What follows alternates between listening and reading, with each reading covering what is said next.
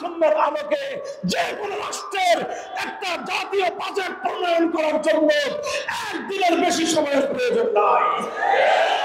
আমরা বাংলাদেশের একটা জাতীয় বাজেট কোরআন সুন্নাহর আলোকে ইসলামী বাজেট প্রদান করতে সক্ষম। পার্শ্ববর্তী দেশ এত বিশাল ভারত, হিন্দুত্ববাদী ভারত যদি আমাদের কাছে চায় ইসলাম ধর্ম অনুযায়ী ভারতের বাজেট কেমন হওয়া উচিত, কোরআন সুন্নাহর আলোকে বাজেট কালেকশন করতে হলে কত হবে সেটাও আমরা দিতে পারবো। কোন খাতে কত টাকা খরচ করা তোমাদের জন্য উচিত হবে, আল্লাহর কোরআন এবং নবীর সুন্নাহর রেফারেন্স সহ সহ যে কোনো দেশের জাতীয় বাজেট আমরা প্রণয়ন করতে সক্ষম। শুধু যে কোনো দেশ নয়, ইন্টার ওয়ার্ল্ড সারা বিশ্বব্যাপী 700 কোটি মানুষের 2025 সালের বাজেট রেভিনিউ এবং এক্সপেন্ডিচারের খাতগুলো ভিন্ন ভিন্ন করে প্রত্যেকটা খাতের জন্য কোরআন সুন্নাহ থেকে রেফারেন্স সহ আমরা সারা দুনিয়াবাসীর সামনে দিতে সক্ষম। অন্য ধর্মাবলম্বীদের কাছে চান, জিজ্ঞাসা করেন তোমাদের ধর্ম অনুযায়ী ধর্মীয় গ্রন্থের রেফারেন্স সহ। বেশি দূরে তো যাওয়ার দরকার নাই। আমাদের পার্শ্ববর্তী দেশ ভারত হিন্দুত্ববাদী সরকার শাসন করছে। নরেন্দ্র মোদীর হিন্দুত্ববাদী সরকার বিজেপি চালাচ্ছে রাষ্ট্র। তারা হিন্দুত্ববাদ প্রতিষ্ঠা করতে চায় তাদের দেশের মধ্যে। মুসলমানদের উপর হিন্দুত্ববাদকে চাপিয়ে দিয়ে জুলুম এবং ত্রাসের রাজত্ব কায়েম করছে তারা। আমি সেই নরেন্দ্র মোদীর বিজেপিকে ওপেন চ্যালেঞ্জ ছুড়লাম, আসো তোমাদের ধর্ম অনুযায়ী তোমার দেশের 2025 সালের বাজেট তুমি পেশ করো। বলবা যে আমরা তো করি, ওটাই হিন্দু ধর্মের বাজেট। হিন্দু ধর্মের তোমাদের যে ধর্মগ্রন্থ আছে গীতা থেকে রেফারেন্স দাও, যে গীতা কি বলেছে সেই আলোকে তোমরা এই কাজ করেছো, রেফারেন্স দাও। মোদির কথায় হবে না, অমিত শাহর কথায় হবে না, প্রিয়াঙ্কা গান্ধীর কথায় হবে না, রাহুল গান্ধীর কথায় হবে না, তোমাদের এক একজনের কথা এক এক রকম হবে। ধর্মগ্রন্থের রেফারেন্সের মাধ্যমে তোমার রাষ্ট্রের একটা বাজেট, ধর্মীয় বাজেট তোমরা উপস্থাপন করো। তোমরা আমার চ্যালেঞ্জ ঘোষণা করার আগেই আমি ফলাফল দিয়ে দেই, আমাদের এই চ্যালেঞ্জ আকাশে বাতাসে ধ্বনিত প্রতিধ্বনিত হয়ে ফিরে আসবে ভারতের পক্ষ থেকে। এর কোন যুক্তিগ্রাহ্য জবাব দেওয়ার মতো কোন বাপের বেটার জন্ম হয় না। চায়নার কাছে বলেন, এত বিশাল রাষ্ট্র সারা পৃথিবীর অর্থনীতি নিয়ন্ত্রণ করছে, সারা পৃথিবীর মার্কেট আজকে তাদের নিয়ন্ত্রণে। দাও তোমাদের ধর্ম, বৌদ্ধ ধর্মের আলোকে একটা বাজেট দাও। সম্ভব হবে না। গোটা পশ্চিমা বিশ্ব খ্রিস্ট জাতি তোমরা তোমাদের ধর্ম অনুযায়ী বাজেট দাও। ইহুদিবাদী সারা দুনিয়াকে সন্ত্রাসের আখড়ায় পরিণত করবার জন্য ষড়যন্ত্রের পথে পা বাড়িয়েছো। সারা দুনিয়ার মানুষের পকেট কেটে অর্থগুলোকে কুক্ষিগত করবার জন্য ষড়যন্ত্রের সিস্টেম আবিষ্কার করেছো।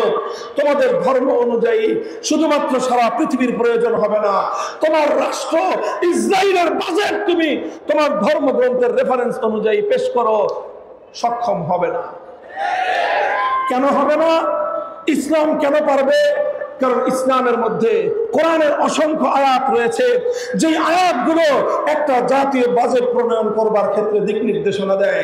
আল্লাহ নবীর অসংখ্য হাদিস রয়েছে, যেই হাদিসগুলোর আলোকে আমরা বাজেট প্রণয়নের জন্য সেখান থেকে আমরা লাইট পাবো, আলো পাবো, নির্দেশনা পাবো। কিন্তু অন্য কোন ধর্ম প্রণেতাদের কাছে তাদের ধর্মীয় কোনো নির্দেশনাই নাই। এর আরেকটা জ্বলন্ত দৃষ্টান্ত আমি পেশ করি। অর্থনীতির ক্ষেত্রে আজ সারা দুনিয়া ব্যাপী যে বিষয়টার গুরুত্ব এবং অপরিহার্যতা অস্বীকার করার কারো উপায় নাই, সেটা হলো সারা দুনিয়া সমস্ত মানুষের টাকা পয়সা অর্থ করি এটা পরস্পর লেনদেন হওয়ার ক্ষেত্রে যেই চ্যানেলটা দুনিয়ার প্রতিটা মানুষকে ব্যবহার করতে হয়, প্রত্যেকটা প্রতিষ্ঠানকে ব্যবহার করতে হয়, সেই চ্যানেলটার নাম হলো ব্যাংকিং চ্যানেল। একটা সিস্টেম, এটা হলো ব্যাংকিং ব্যবস্থা। কথা বলেন ঠিক না বেঠিক? ব্যাংকিং ব্যবস্থাকে উপেক্ষা করে কোন একটা প্রতিষ্ঠান, সেটা শুধু ব্যবসা প্রতিষ্ঠান নয়, হোক সেটা ব্যবসা প্রতিষ্ঠান, হোক সেটা সমাজ কল্যাণমূলক প্রতিষ্ঠান, হোক সেটা শিক্ষা প্রতিষ্ঠান, কোন একটা প্রতিষ্ঠান ব্যাংকিং চ্যানেল ব্যবহার না করে আজকের এই আধুনিক যুগে কার্যক্রম পরিচালনা করছে বলে আমার মনে হয় না। তাহলে ব্যাংকিং ব্যবস্থাটা আজকের 21 শতাব্দীর মানুষের একটা অপরিহার্য অনুষঙ্গে পরিণত হয়েছে। কথা বলেন ঠিক না বেঠিক? তাহলে এত বড় গুরুত্বপূর্ণ একটা বিষয়, যে ব্যাংকিং সেক্টর ছাড়া দুনিয়ার 700 কোটি মানুষের অর্থ ব্যবস্থা পরিচালনা করা অসম্ভব। এখন তো সারা দুনিয়া নতুন যে ব্যবস্থার দিকে অগ্রসর হচ্ছে, নতুন যে অর্থনীতির কথা দুনিয়ার মানুষকে শোনানো হচ্ছে, সেটা হলো আগামীর সোসাইটি হবে ক্যাশলেস সোসাইটি। শুনেছেন শব্দটা আপনারা? ক্যাশলেস সোসাইটি, অর্থাৎ মানুষের কাছে কোনো টাকা থাকবে না, আপনার পকেটে কোনো টাকা থাকবে না, আপনাকে দোকান থেকে গিয়ে পণ্য কিনতে হবে, টাকা দিতে হবে, কিন্তু কোনো নোট আপনার হাতে থাকবে না। এই সব ট্রানজাকশন হবে অনলাইন ভিত্তিক। আপনি অনলাইন থেকে টাকা দিবেন, সে অনলাইন থেকে টাকা বুঝে পেয়ে আপনাকে পণ্য বুঝাই দিবে। আপনি বাংলাদেশে বসে কানাডায় একজন মানুষকে পেমেন্ট করবেন, কানাডা থেকে আপনার কাছে পণ্য চলে আসবে। ইউরোপ, অস্ট্রেলিয়ায় আপনি পেমেন্ট করে দিবেন, সেখান থেকে আপনার পণ্য চলে আসবে। এবং এটা ইদানিং এখনই চলছে। দিন যত গড়াচ্ছে মানুষের এই মুদ্রা ব্যবহার কমছে। ক্যাশলেস সোসাইটি করার জন্য আজকের পশ্চিমা বিশ্ব পাগল পারা হয়ে উঠেছে। এবং এটারও আরেক বিশাল একটা গোমরের ফাঁক এখানে রয়েছে, সেই আলোচনা আজকে আমি করব না। এই ক্যাশলেস সোসাইটি করা, এটা হলো সারা দুনিয়ার মানুষের পকেট কেটে সমস্ত অর্থগুলোকে কুক্ষিগত করবার সর্বশেষ ইহুদিবাদী ধান্দা এবং ষড়যন্ত্রের ফাঁক। এখন এই ধান্দা এবং ষড়যন্ত্রের ফাঁক থেকে বিশ্ব মুসলিম উম্মাহকে কিভাবে রক্ষা করা হবে, এটাই আজকের আধুনিক তরুণ মুসলমানদের চিন্তার বিষয়। এটা আমাদের আগামী দিনের চ্যালেঞ্জের বিষয়। সারা দুনিয়ার মুসলমানরা ঐক্যবদ্ধ হয়ে ক্যাশলেস সোসাইটি করবার ইহুদিবাদী ষড়যন্ত্রকে রুখে দিতে হবে। কেমনে করবা সেটা তোমাদের অনেক বড় চিন্তার বিষয়, আলাদা সাবজেক্ট। কিন্তু আমি বলছি, এই যে সারা দুনিয়ায় এই যে ব্যাংকিং চ্যানেলে মানুষ যে অর্থনীতির অর্থ লেনদেন করছে, আদান প্রদান করছে, ব্যাংকিং ব্যবস্থা ছাড়া দুনিয়ার কোনো প্রতিষ্ঠান, দুনিয়ার কোনো ব্যক্তি, দুনিয়ার কোনো পরিবার এখন অনেকটা অকেজো এবং পঙ্গুর মতো কাজ করা সম্ভব না। এই যে এত বড় গুরুত্বপূর্ণ একটা সেক্টর, এই সেক্টর সম্পর্কে যদি আমি আন্তঃধর্মীয় সংলাপে বসে সবগুলো ধর্মাবলম্বীকে যদি বলি, ব্যাংকিং সেক্টর এমন একটা গুরুত্বপূর্ণ বিষয়, মুসলমানরা তোমরা তোমাদের ধর্ম ইসলাম অনুযায়ী ব্যাংক ব্যবস্থা কিভাবে চলতে পারে তার একটা ব্যাংকিং সিস্টেমের ফর্মুলা আমাদের কাছে জমা দাও। হিন্দু ধর্মাবলম্বীরা তোমাদের ধর্ম অনুযায়ী ব্যাংকিং কিভাবে চলতে পারে তার একটা ফর্মুলা জমা দাও। বৌদ্ধ, ইহুদি, খ্রিস্টান সবাই যার যার ধর্ম অনুযায়ী আজকের 21 শতাব্দীর ব্যাংকিং সিস্টেম কিভাবে চলতে পারে তার একটা ফর্মুলা তোমাদের ধর্মের আলোকে আমাদের কাছে প্রদান করো। এই ওপেন চ্যালেঞ্জ অথবা এই প্রশ্ন যখন আমরা সবগুলো ধর্মের কাছে রাখবো, জবাব কি আসবে?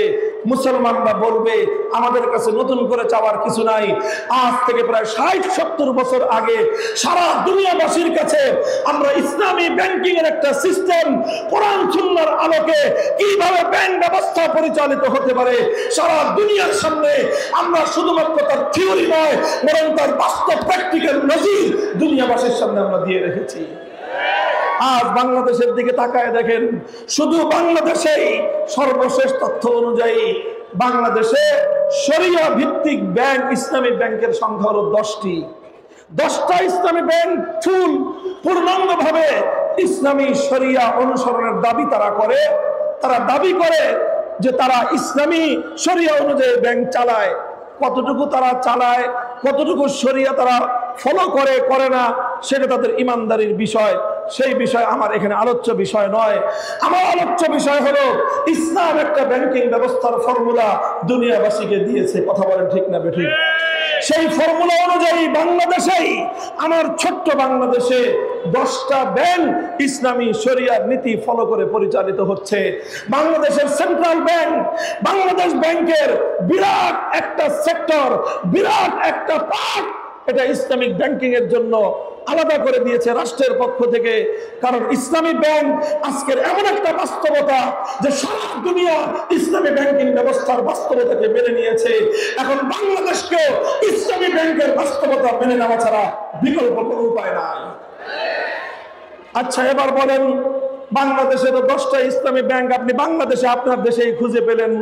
আরো এই 10টার বাইরেও আরো প্রায় 6-7টা ব্যাংক এমন রয়েছে যেগুলো পূর্ণাঙ্গ ইসলামী শরিয়া অনুসরণ না করলেও ইসলামিক ব্যাংকিং এর ব্রাঞ্চ রয়েছে, উইন্ডো রয়েছে, আংশিকভাবে তারা ইসলামী শরিয়া ফলো করে চলতেছে।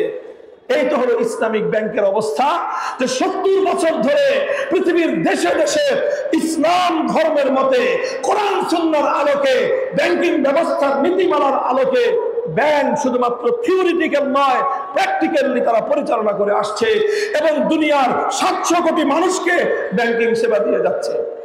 কথা বলেন ঠিক না বেঠিক? ইসলামী ব্যাংকগুলোতে অ্যাকাউন্ট শুধু মুসলমানদের? আরে বিগত সরকার তো এমন সিস্টেম করে দিয়ে গেছে, বাংলাদেশের সবচেয়ে বড় ইসলামী ব্যাংকে শুধু মুসলমানরা নয়, অন্যান্য ধর্মাবলম্বীদেরকে চাকরির ব্যবস্থা পর্যন্ত করে দিয়ে গেছে। তো সব ধর্মাবলম্বীদের অ্যাকাউন্ট খুলছে ইসলামিক ব্যাংকগুলোতে, অর্থাৎ ইসলামী ব্যাংক শুধুমাত্র মুসলমানদেরকে ব্যাংকিং সেবা দিচ্ছে না, হিন্দুকে ব্যাংকিং সেবা দিচ্ছে, বৌদ্ধকে ব্যাংকিং সেবা দিচ্ছে, খ্রিস্টানদেরকে সেবা দিচ্ছে, ইহুদিদেরকে সেবা দিচ্ছে। পক্ষান্তরে অন্য ধর্মাবলম্বীদের ব্যাপারে আমি বলবো, একটা বাটি চালান দেন। বাটি চালান বুঝেন? তুলা রাশি দিয়ে বাটি চালান দেন। শুধু বাংলাদেশ নয়, পৃথিবীর দক্ষিণ থেকে উত্তর মেরু পর্যন্ত সারা পৃথিবীর 157টা কান্ট্রিতে খবর নিয়ে আসুন। একমাত্র একটা ব্যাংক, এক পিস ব্যাংক নিয়ে আসবেন, হিন্দুরা হিন্দু ধর্মের নীতিমালা অনুযায়ী যে ব্যাংকটা চালায় এবং সেই ব্যাংকের নাম হলো হিন্দু ব্যাংক। অথবা খ্রিস্টান, সারা পৃথিবীর সর্বাধিক থেকে তারা এত উন্নত জাতি, সারা দুনিয়া জুড়ে একটা ব্যাংক দেখান যে ব্যাংকটা খ্রিস্টানরা তাদের ধর্মগ্রন্থ ইনজিল শরীফের অনুযায়ী অথবা তাদের পয়গম্বর ঈসা আলাইহিস সালাম থেকে প্রাপ্ত হাদিসের আলোকে, ঈসা নবীর বাণীর আলোকে তারা তাদের ব্যাংক পরিচালনা করে। হাজার হাজার ব্যাংক লাগবে না, শুধু একটা ব্যাংক খ্রিস্টান ব্যাংক দুনিয়াবাসীর সামনে উপহার দেন, বৌদ্ধ ব্যাংক একটা উপহার দেন, ইহুদি ব্যাংক একটা উপহার দেন। এইটা আমার চ্যালেঞ্জ। আমার এই চ্যালেঞ্জের ফলাফল আমি আগাম ঘোষণা করছি। আমাদের এই চ্যালেঞ্জগুলো ধ্বনিত প্রতিধ্বনিত হয়ে ফিরে আসবে, শূন্যে ঘুরতে থাকবে। চ্যালেঞ্জ গ্রহণ করবার মতো এই পৃথিবীতে ইসলাম ধর্মাবলম্বী ছাড়া অন্য কোন ধর্মাবলম্বীর কোন মায়ের গর্ভের সন্তান জন্ম নেয় না। তাহলে এবার বুঝেন, অর্থনীতি যেটা একটা রাষ্ট্র ব্যবস্থার প্রধান স্তম্ভ, সেই অর্থ ব্যবস্থার ক্ষেত্রে কোন ধর্ম অনুযায়ী জাতীয় বাজেট দেওয়া যায় না, অন্য কোন ধর্ম অনুযায়ী ব্যাংকিং সেক্টর পরিচালনা করা যায় না। অর্থনৈতিক কার্যক্রম পরিচালনা করবার জন্য অন্য কোন ধর্মের মধ্যে কোন ফর্মুলা নাই, কোন নীতিমালা নাই।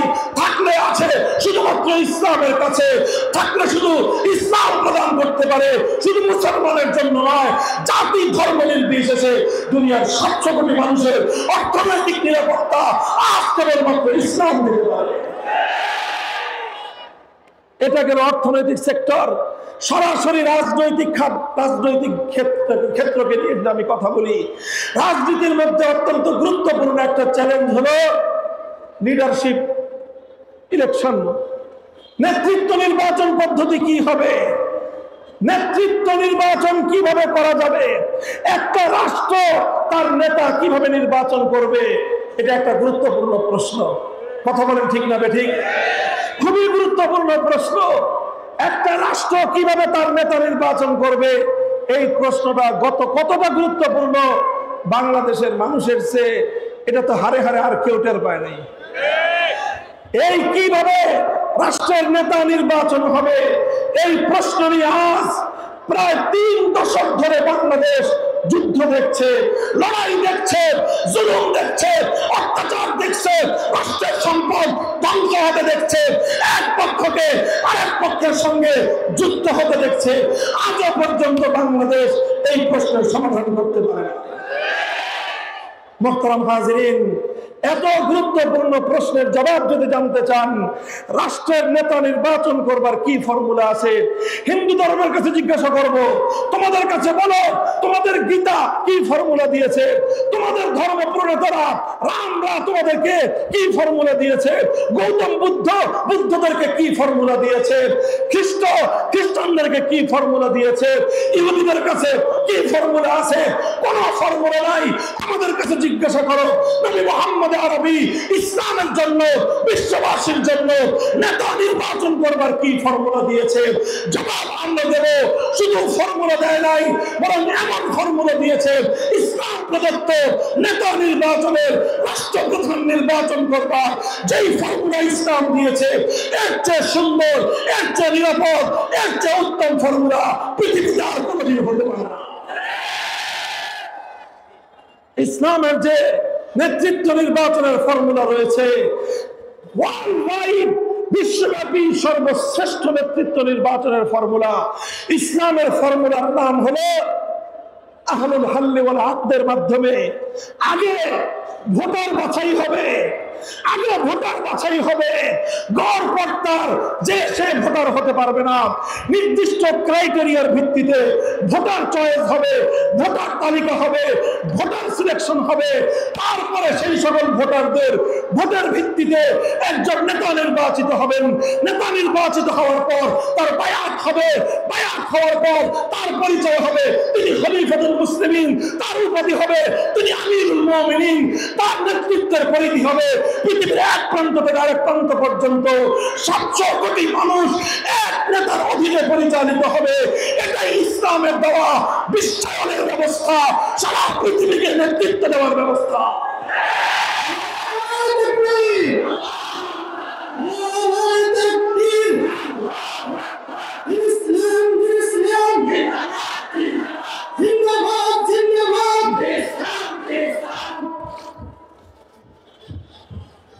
মোহতারাম হাজিরিন, তাহলে নেতৃত্ব নির্বাচনের ক্ষেত্রে, রাষ্ট্র প্রধান নির্বাচনের ক্ষেত্রে ফর্মুলা যদি দিতে পারে, একমাত্র দিতে পারে কারা? চিৎকার করবেন, একমাত্র দিতে পারে, একমাত্র দিতে পারে। অন্য কোন ধর্মাবলম্বীদের কাছে নেতৃত্ব নির্বাচন করবার কোন ফর্মুলাই নাই। গীতা এ ব্যাপারে নীরব, ত্রিপিটক এ ব্যাপারে নীরব, ওল্ড টেস্টামেন্ট এ ব্যাপারে নীরব, নিউ টেস্টামেন্ট এ ব্যাপারে নীরব, হিন্দু, বৌদ্ধ, ইহুদি, খ্রিস্টান সবাই এ ব্যাপারে নীরব, মুসলমানরা একমাত্র সরব। দিকে দিকে আজ দাবি উঠছে, সারা দুনিয়ার মুসলমানরা আজ নতুন করে দাবি উত্থাপন করছে, তন্ত্রমন্ত্রের দিন শেষ, খেলাফতের বাংলাদেশ।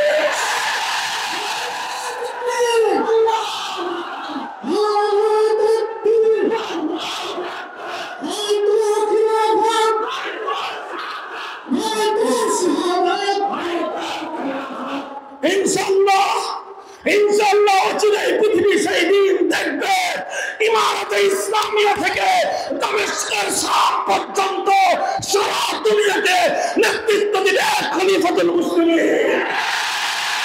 খলিফার নেতৃত্বে সারা দুনিয়ার মুসলমানরা ঐক্যবদ্ধ হয়ে 700 কোটি মানুষের জান-মাল, ইজ্জত, নিরাপত্তা নিশ্চিত করবে। আমেরিকার ক্ষমতার পতন ঘটবে, রাশিয়া দুলায় মিশে যাবে, চায়না ভারতের নেতৃত্ব থাকবে না। নেতৃত্ব দিবে শুধু ইসলাম, নেতৃত্ব দিবে শুধু খলিফাতুল মুসলিমিন। খলিফার কথায় আবার সারা পৃথিবী উঠবে আর বসবে। ইনশাআল্লাহ আমরাই আমাদের জীবদ্দশায় সেদিন দেখে যাবো ইনশাআল্লাহ। প্রস্তুতি নাও, প্রস্তুতি নাও, কথা বলেন, প্রস্তুত আছেন তো? তবে শুধুমাত্র স্লোগান দিয়ে হবে না, শুধু স্লোগান দিয়ে হবে না। আল্লাহর জমিনে আল্লাহর খেলাফত কায়েম করবার জন্য তোমাদের প্রত্যেককে প্রস্তুতি নিতে হবে, ঘাম ঝরানো মেহনত করতে হবে, চোখের অশ্রু দিয়ে আল্লাহর সাহায্য চাইতে হবে। এরপর খেলাফত কায়েমের জন্য সমস্ত তাগুদের জাহেলিয়াতের কবর রচনা করবার জন্য শহীদি ঈদগাহে জমায়েত হতে হবে।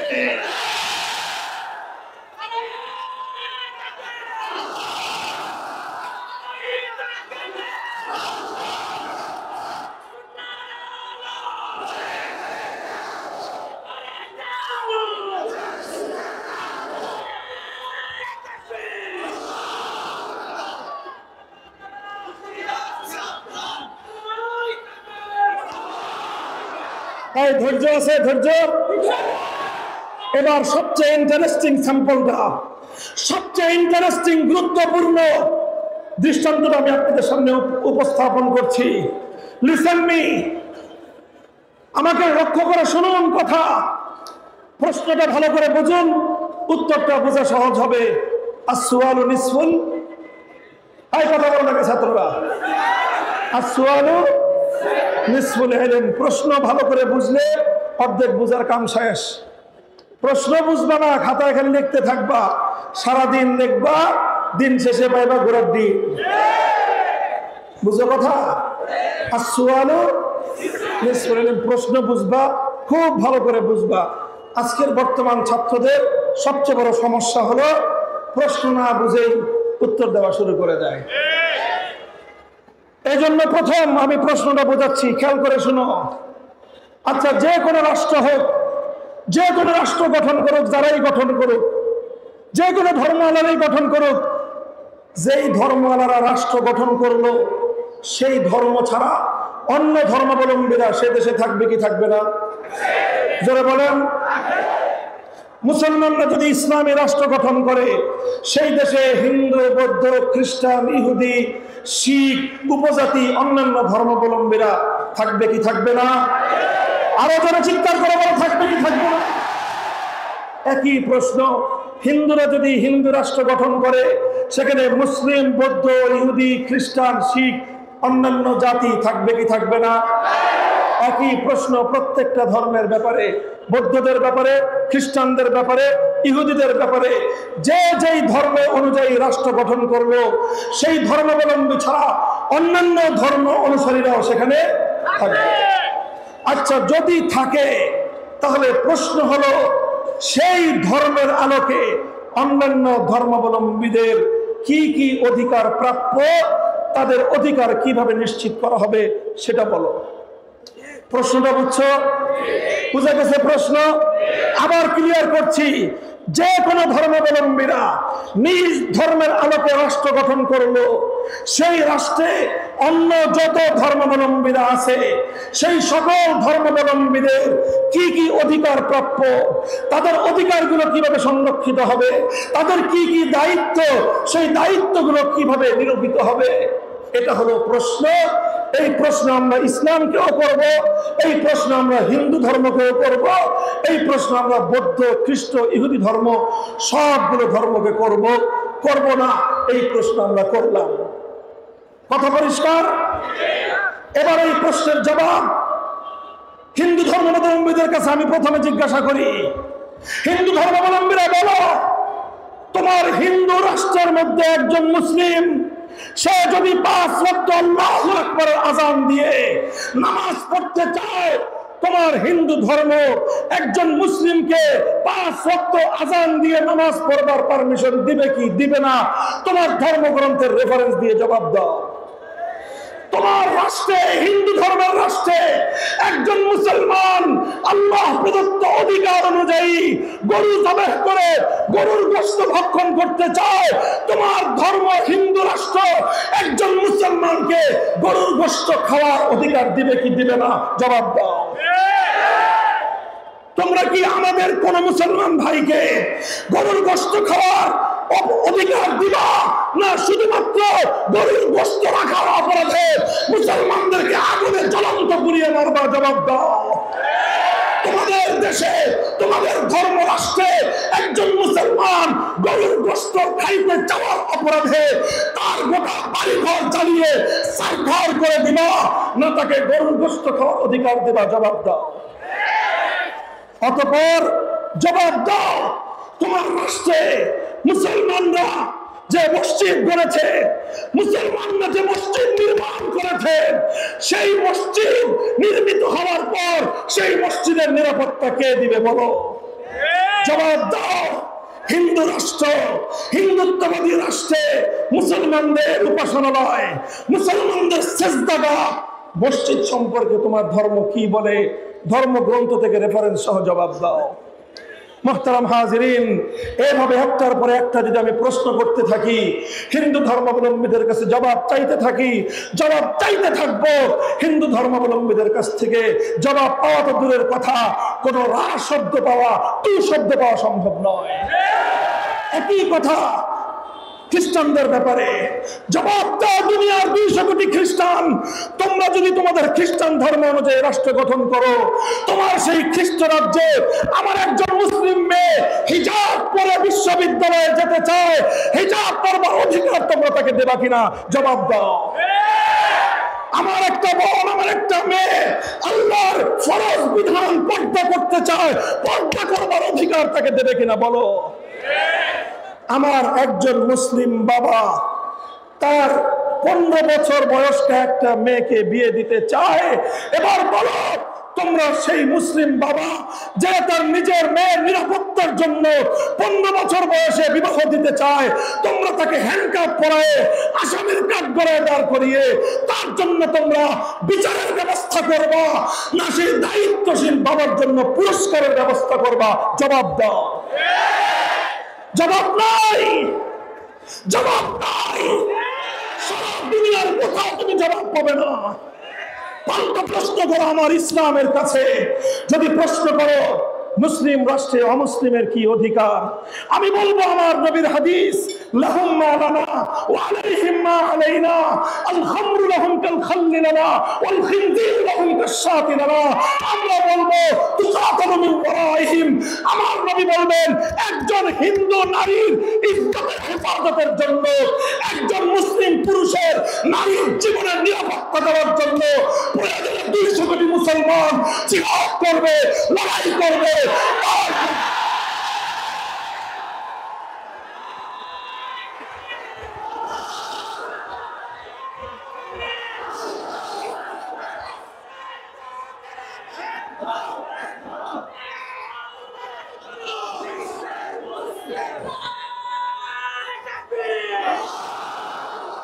আমরা জিজ্ঞাসা করেছিলাম হিন্দু ধর্মাবলম্বীরা, তোমার রাষ্ট্রে একজন মুসলমান যদি গরু জবাই করে খেতে চায় তুমি কি করবা? জবাব মুখে দাও নাই, কাজে জবাব দিয়েছো। সে মুসলমানের জীবনের নিরাপত্তা থাকবে না। কোন মুসলমান যদি গরুর গোশত খেতে চায় তোমরা তাকে টুকরো টুকরো করে হত্যা করবে। কোন মুসলমান যদি গরুর গোশত খেতে চায় তার গোষ্ঠী শুদ্ধ আগুন দিয়ে পুড়িয়ে ছারখার করে দিবে। এই তো ছিল তোমাদের কার্যত জবাব। আমাদের কাছে প্রশ্ন করো, যদি একটি মুসলিম রাষ্ট্রে কোন হিন্দু, কোন খ্রিস্টান, কোন ইহুদি যদি শুকরের গোশত খেতে চায় ইসলাম কি বলে? ইসলাম বলে শুধু শুকরের গোশত খেতে পারবে তাই নয়, বরং শুকর লালন পালন করতে পারবে। কোন একজন হিন্দু, কোন একজন খ্রিস্টানের কোন একটা শুকরের ছোট্ট একটা বাচ্চাও যদি কোন মুসলমান ক্ষতি করে, কোন মুসলমান যদি একটা শুকরের বাচ্চা মেরে ফেলে, আল্লাহর কোরআন, আল্লাহর নবীর হাদিস স্পষ্ট আল্লাহর নবী বলে দিয়েছেন অপর একজন মুসলমানের একটা বকরির বাচ্চা হত্যা করলে যেই পরিমাণ জরিমানা দিতে হতো, আমার নবীর ফরমান হলো এই, একজন হিন্দুর একটা শুকরের বাচ্চাকে হত্যা করার পর সমপরিমাণ জরিমানা ইসলামী আদালত মুসলমানের ঘাট ধরে উসুল করে দেবে।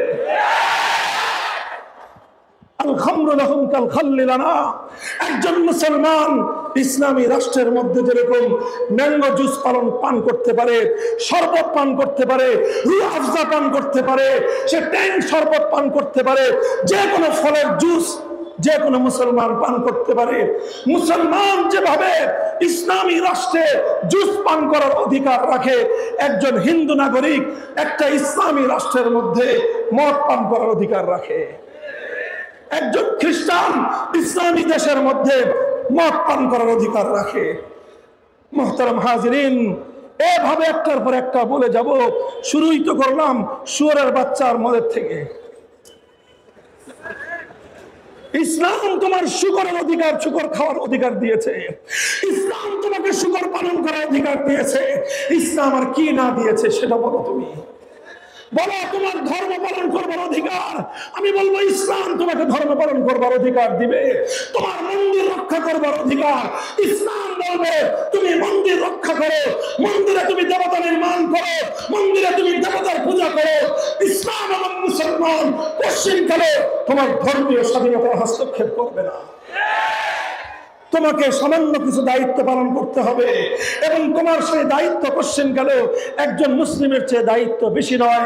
একজন মুসলিম সে রাষ্ট্রকে কিছু খরচ দিবে, কিছু খাতে খরচ দিবে, মুসলমানদের রেভিনিউ কালেকশন হবে যাকাত থেকে, গনিমত থেকে, মালের ফাই থেকে এবং বিভিন্ন জায়গার জমিনের উৎপাদিত ফসল থেকে। যেই খনিজ সম্পদ মুসলমানরা খনিজ সম্পদ উত্তোলন করলে সেই খনিজ সম্পদ থেকে নানা খাত থেকে রাষ্ট্রকে মুসলমানরা টাকা দিবে।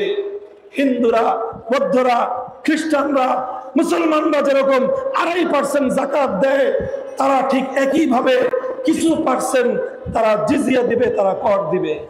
এবং সেই কর দেওয়ার ব্যাপারে আমার নবী স্পষ্ট নির্দেশনা দিয়েছেন, একজন অমুসলিমের কাছ থেকে কতটুকু কর নেওয়া যাবে, কতদিন কর নেওয়া যাবে। আল্লাহর নবী পরিষ্কার বলে দিয়েছেন, একজন অমুসলিম নাগরিক থেকে ততটুকু কর নেওয়া যাবে যতটুকু কর পরিশোধ করতে একজন অমুসলিমের জন্য সেটা পিঠের বোঝা না হয়ে যায়, তার জন্য বার্ডেন না হয়ে যায়। কতদিন কর দিবে? যতদিন পর্যন্ত একজন অমুসলিম নাগরিক সে কর্মক্ষম থাকবে, উপার্জনক্ষম থাকবে, যতদিন তার উপার্জন করার সক্ষমতা থাকবে ততদিন সে কর দিবে।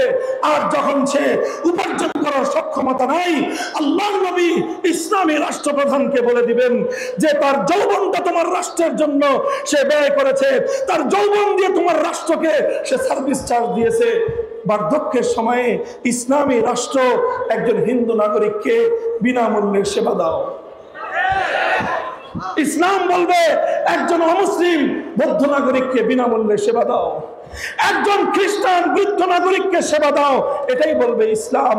আলহামদুলিল্লাহ, সুম্মা আলহামদুলিল্লাহ, ব্যর্থহীন ভাষায় আমরা বলতে পারি, ইসলাম অনুযায়ী যদি আমরা রাষ্ট্র গঠন করি, সে রাষ্ট্রে শুধুমাত্র মুসলমানদের অধিকার নয়, সে রাষ্ট্রে যেমনিভাবে মুসলমানদের অধিকার সংরক্ষিত থাকবে, অমুসলিমদের অধিকার তার চেয়ে বেশি সংরক্ষিত থাকবে। কি বললাম? তার চেয়ে আরে বেশি, তার চেয়ে। মুসলিম রাষ্ট্রে, ইসলামী রাষ্ট্রে মুসলমানের চেয়ে অমুসলিমের অধিকার বেশি সংরক্ষিত থাকবে। তার কারণ মুসলিম রাষ্ট্র যদি মুসলমানদের অধিকার হরণ করে, সে বিষয়ে আল্লাহর কাছে মুসলমান নিজে বাদী হয়ে মামলা দায়ের করবে। আর মুসলিম রাষ্ট্র যদি অমুসলিমের অধিকার হরণ করে, সেই অমুসলিমের পক্ষ হয়ে স্বয়ং রাহমাতুল লিল আলামিন আল্লাহর দরবারে বিচার দায়ের করবে। দিস ইজ ইসলাম। এই হলো ইসলাম।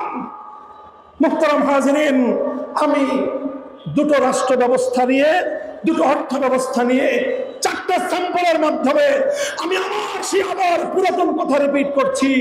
এই চারটা বিষয় শুধু নয়, মানব জীবন সংক্রান্ত যে কোনো গুরুত্বপূর্ণ প্রশ্নের সমাধান দিতে পারে একমাত্র ইসলাম।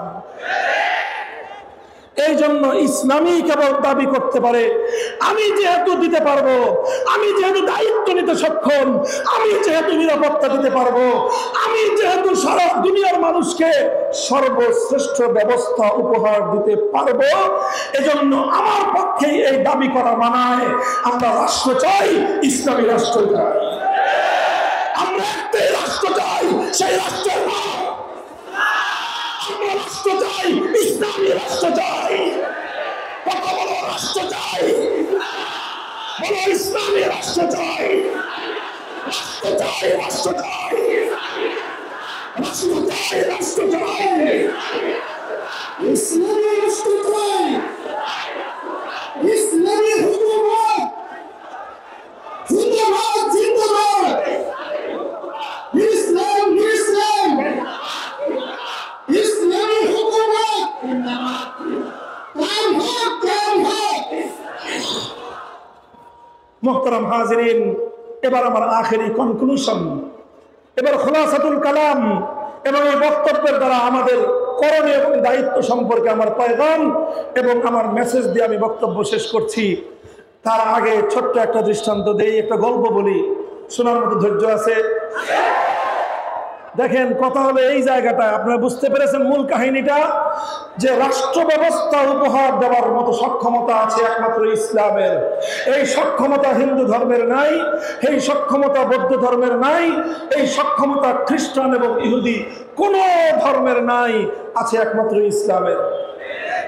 এই কারণে এই প্রতিযোগিতায় ইসলামের সঙ্গে মাঠে নেমে অন্য কোন ধর্মের খেলার কোন শক্তি সামর্থ্যই নাই। এখন যেহেতু ইসলামের সঙ্গে মোকাবেলা করবার মতো, প্রতিদ্বন্দ্বিতা করার মতো তাদের কাছে কোনো ব্যবস্থা নাই, এখন তারা একটা কুটো কৌশলের আশ্রয় নিয়েছে। কি কৌশল? সবাই বলেন কি কৌশল? কুটো কৌশলের আশ্রয় নিয়েছে। কি কৌশল? কুটো কৌশলের আশ্রয় নিয়েছে। যেহেতু সামনাসামনি এসে ইসলামের প্রতিদ্বন্দ্বিতা করার ক্ষমতা নাই, এখন তারা কুটো কৌশল আর ষড়যন্ত্রের আশ্রয় নিয়ে ইসলামকে রুখে দিতে চায়। কি কুটো কৌশল? কৌশলটা হলো, বলার আগে একটা গল্প বলি। দেখেন, আমি এই গল্পটা অনেক জায়গায় শোনাই। আপনারা গোয়ালা চিনেন? গোয়ালা, গোয়ালা কাদেরকে বলে? গরুর দুধ বিক্রি করে যারা, তাদেরকে বলা হয় গোয়ালা। তো গোয়ালা যারা গরুর দুধ বিক্রি করে, তারা গরু লালন পালন করে। কথা বলেন ঠিক না বেঠিক? তারা গরু লালন পালন করে কি জন্য? মূল উদ্দেশ্য কি? গরুর দুধ বিক্রি করা। কি করা? গরুর দুধ বিক্রি করা। গোয়ালা যেরকম গরু লালন পালন করে, ঠিক ওইরকম কৃষকও গরু লালন পালন করে। কৃষক গরু লালন পালন করে কি জন্য? তার উদ্দেশ্য কি? হাল চাষ করা। কি করা? কয়েক কৃষকের গরু দুধ দেয় না, সেই দুধ দেয়, ওটা বিক্রি করা কৃষকের উদ্দেশ্য না। কৃষকের গরুর দুধ কে খায়? গরুর বাছুর খায়, আর কৃষকের বাচ্চারা খায়। গোয়ালার গরুর দুধ খায় কে? গোয়ালার গরুর দুধ বাছুরের কপালে জুটে না, সব দুধ দহন করে বাজারে নিয়ে বিক্রি করে। তাও গোয়ালার মন ভরে না, এত দুধ দিল, এরপরে বাজারে যাওয়ার সময় পানি মিশায়, এরপরে নিয়ে বাজারে বিক্রি করে। ও দুধের ওলান টানতে টানতে দুধ শেষ হয়ে রক্ত বের হওয়া শুরু হয়, তাও ছাড় নাই। এর নাম হলো গোয়ালা। কথা বুঝতে পেরেছেন? তো কৃষকের গরুর বাছুর পর্যাপ্ত পরিমাণ দুধ পায়, দুধ খায়, কৃষকের গরুর বাছুর হৃষ্টপুষ্ট হয়। আর গোয়ালার গরুর বাছুর ও তো দুধ পায় না, ওই ঘাস মাস যা পায় চাপায় চুপায় কোনো রকম দিন কাটায়। এখন একই মাঠে গোয়ালার গরুর বাছুর আর কৃষকের গরুর বাছুর দুইটা এক মাঠে চরে। এখন কৃষকের গরুর বাছুর তো দুধ খায়, হৃষ্টপুষ্ট, লাফায়, দৌড়াদৌড়ি করে। আর গোয়ালার গরুর বাছুর না খেয়ে ওর পেট থেকে শুকায়, ও দৌড় দেওয়ার মতো ওর ভিতরে এনার্জি থাকে না, এই জন্য সারাদিন জিমায় বসে বসে। এখন এক মাঠের মধ্যে কৃষকের গরুর বাছুর আর গোয়ালার গরুর বাছুর দুইটা একসাথে গল্প করতেছে। গল্প করতে করতে এখন কৃষকের গরুর বাছুর গোয়ালার গরুর বাছুরে বলে যে, দোস্ত চলো আমরা দুইজন প্রতিযোগিতা দেই, আসো একটু খেলি, আসো একটু খেলি, দুইজন প্রতিযোগিতা খেলি। গোয়ালার গরুর বাছুর কয়, হ্যাঁ চলো খেলি। কি খেলবা? কি প্রতিযোগিতা দিবা? কৃষকের গরুর বাছুর কয়, চলো একসাথে দুইজন দৌড়ের প্রতিযোগিতা লাগাই। ওই যে দূরে দেখা যায় নদীর কুল, 3 মাইল কে আগে দৌড়ে যেতে পারে দেখবো। গোয়ালার গরুর বাছুর কয়, তুই তো গরুর দুধ খেয়ে খেয়ে হৃষ্টপুষ্ট হয়ে আইছিস, তোর তো পেট ভরা, শরীরে শক্তি, 3 মাইল তুই মুহূর্তে দৌড়ে যাবি। আমার যে অবস্থা, 3 মাইল দৌড়ানোর শক্তি তো আমার নাই। এখন এই কথা যদি বলে যে না আমি তো দৌড়াতে পারবো না, তো পরাজিত হয়ে যায় শুরুতেই। এই জন্য গোয়ালার গরুর বাছুর কয় যে, না দোস্ত, এই দৌড়ের প্রতিযোগিতা দিয়ে খামাখা লাভ নাই, এনার্জি নষ্ট, আমরা অন্য একটা প্রতিযোগিতা দেই। কি প্রতিযোগিতা? কয় আয় বসে বসে কে অলসের মতো বেশি লেজ নাড়াইতে পারে, এটা দেখি। বুঝে আসছে কথা? কৃষকের গরুর বাছুর বলে, আসো দৌড়ের প্রতিযোগিতা দেই, দেখা যাবে কে বাপের বেটা, দেখা যাবে কে বাপের বেটা। গোয়ালার গরুর বাছুর কয়, এসো বসে বসে অলসের মতো লেজ নাড়াই, দেখি কে সবচেয়ে বড় কুড়ে, সে কে সবচেয়ে বড় বেশি অলস। কথা বলেন ঠিক না বেঠিক? ইসলামের সঙ্গে অন্যান্য ধর্মাবলম্বীরা যখন প্রতিযোগিতায় টিকতে পারলো না, ইসলামের কাছে অর্থ ব্যবস্থা আছে, অন্য ধর্মের কাছে অর্থ ব্যবস্থা নাই, ইসলামের কাছে ব্যাংকিং ব্যবস্থা আছে, অন্য ধর্মগুলোর কাছে ব্যাংকিং ব্যবস্থা নাই, ইসলামের কাছে রাষ্ট্রপতি নির্বাচন করবার পদ্ধতি আছে, অন্য ধর্মের কাছে রাষ্ট্রপ্রধান নির্বাচন করবার পদ্ধতি নাই, ইসলামের কাছে অন্য ধর্মাবলম্বীদের অধিকার আদায় করবার মতো চমৎকার ফর্মুলা রয়েছে, অন্য ধর্মগুলোর কাছে কোনো রাজনৈতিক সিস্টেম নাই, অন্যান্য ধর্মাবলম্বীদের অধিকার দেওয়ার কোনো ফর্মুলা নাই, কোনো কিছু নাই। এখন প্রতিযোগিতা দৌড়াবে কেমনে? এখন তারা ইসলামকে অন্য সবগুলো ধর্ম বলে আসো আমরা বসে বসে লেজ নাড়াই, আর সেই লেজ নাড়ানো প্রতিযোগিতার সিস্টেমের নামই হলো সেকুলারিজম। দিস ইজ ধর্মনিরপেক্ষতা। ধর্মনিরপেক্ষতা মানে কি? তারা একটা নতুন ফর্মুলা আবিষ্কার করলো যে রাষ্ট্রের সঙ্গে ধর্মের কোনো সম্পর্ক থাকতে পারবে না। ধর্মনিরপেক্ষ মতবাদ মানে কি? রাষ্ট্র চলবে এমন ভাবে যে রাষ্ট্রের সঙ্গে কোন ধর্মের কোনো সংশ্লিষ্টতা থাকতে পারবে না। প্রশ্ন হলো, আচ্ছা সব ধর্মাবলম্বীদের কাছে প্রশ্ন করি, জবাব দিবেন ধর্ম ভালো জিনিস না খারাপ জিনিস? তো ধর্ম যদি ভালো জিনিস হয়, রাষ্ট্রের ভালো জিনিসের দরকার আছে না নাই? রাষ্ট্রের যদি ভালো জিনিসের দরকার থাকে আর ধর্ম যদি ভালো জিনিস হয়ে থাকে, রাষ্ট্রের সঙ্গে ধর্মের সম্পর্ক থাকবে না কেন? চোরার দল জবাব দে। এই চোরার দল জবাব দিবে না, কারণ তাদের ধর্মের মধ্যে রাষ্ট্র ব্যবস্থা প্রশ্নের জবাব নাই। তাদের ধর্মের কাছে আধুনিক যুগের রাষ্ট্র পরিচালনা করবার কোনো ফর্মুলা নাই। এই জন্য এখন যেহেতু তাদের কাছে ফর্মুলা নাই, আছে ইসলামের কাছে ফর্মুলা। এখন ইসলাম এটা আনবিটেন, অপরাজিত ভাবে বিজয়ী হয়ে যায়। ইসলাম ওয়াকওভার পেয়ে যায়। মাঠে অন্য কোন ধর্মের প্রতিনিধিরা উপস্থিত হতে ব্যর্থ হওয়ার কারণে সারা দুনিয়াতে ইসলাম অনুযায়ী কেবলমাত্র রাষ্ট্র পরিচালিত হওয়ার কথা। কিন্তু ওরা ইসলামকে ঠেকানোর জন্য সব ধর্মাবলম্বীরা মিলে একটা কূটকৌশল আবিষ্কার করলো, একটা মতবাদ আবিষ্কার করলো। সেই মতবাদ হলো রাষ্ট্র চলবে এমন ভাবে সেই রাষ্ট্রের সঙ্গে কোনো ধর্মের সম্পর্ক থাকতে পারবে না। এই মতবাদ আবিষ্কার করেছে হিন্দু, বৌদ্ধ, খ্রিস্টান, ইহুদিরা, এবং এর নেতৃত্ব দিয়েছে ইহুদিরা। আর ইহুদিদের গোলামি করে এই ব্যবস্থাটাকে দুনিয়াতে শক্তি দিয়ে প্রতিষ্ঠিত করেছে খ্রিস্টানরা। আর ইহুদি, বৌদ্ধ আর হিন্দুরা ইহুদি আর খ্রিস্টানদের দালালি করেছে। আর ওই যে মুসলমানদের মধ্যে একটা শ্রেণী হীনমন্য মুসলমান, যাদেরকে আমি শুরুতে মূর্খ আর অশিক্ষিত বলতে চাই নাই, এখন তাদেরকে আমি গণ্ড মূর্খ বলি। এই গণ্ড মূর্খ মার্কা মুসলমানেরা হিন্দু, বৌদ্ধ, ইহুদি আর খ্রিস্টানদের সঙ্গে সুরে সুর মিলায়ে তারাও ধর্ম নিরপেক্ষতার কথা বলে। ধর্মনিরপেক্ষতার কথা তারাই বলতে পারে যাদের ধর্মের রাষ্ট্র পরিচালনা করবার ফর্মুলা নাই। ধর্মনিরপেক্ষতার কথা তারাই বলতে পারে যাদের ধর্মের মধ্যে রাষ্ট্রপতি নির্বাচন করবার ফর্মুলা নাই। ধর্মনিরপেক্ষতার কথা তারাই বলতে পারে যাদের ধর্মে সংখ্যালঘুদের অধিকারের কথা বলা নাই। ধর্মনিরপেক্ষতার কথা তারাই বলতে পারে যাদের ধর্মে অর্থনৈতিক কোন সিস্টেম নাই। ধর্মনিরপেক্ষতার কথা তারাই বলতে পারে যাদের ধর্মে ব্যাংকিং ব্যবস্থা পর্যন্ত দেওয়ার মতো সামর্থ্য নাই।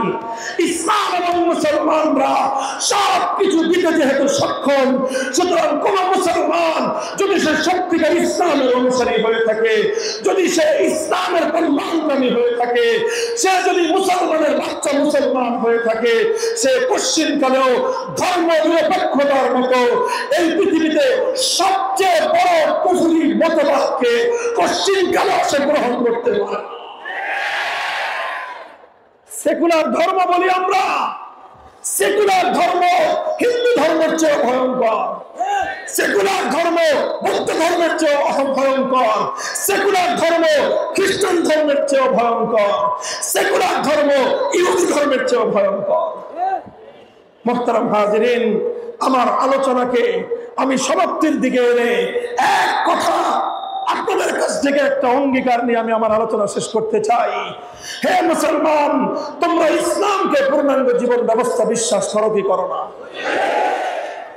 ইসলামের মধ্যে অর্থনীতির ব্যবস্থা রয়েছে, বিশ্বাস করো কি করো না? ইসলামের মধ্যে রাজনীতির সমস্যার সমাধান আছে, বিশ্বাস করো কি করো না? ইসলামকে পূর্ণাঙ্গ জীবন ব্যবস্থা বিশ্বাস করো কি করো না? যদি করো তাহলে তোমার পূর্বপুরুষরা, আমার পূর্বপুরুষরা, আমাদের বাপ দাদারা 1947 সালে ভারতকে ত্যাগ করেছিল, দিল্লিকে তালাক দিয়েছিল, কলকাতাকে লাথি মেরে